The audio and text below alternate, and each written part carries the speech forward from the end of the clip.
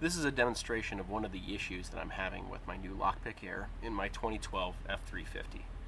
When I purchased the equipment, unfortunately there wasn't a great deal of information about it on the internet.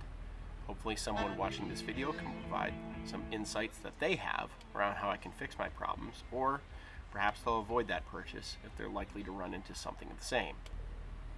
As you can tell from the series of videos that I have produced on the subject, this hasn't been working out terribly well for me. I hope that your experience is different. I have a forward sync system here with the LCD display. This is the one that also has the hard drive jukebox functionality. As you can see already, I've started up the vehicle and I pulled out of my parking spot. When I shifted out of reverse, my rear view camera went off and it went to the black screen.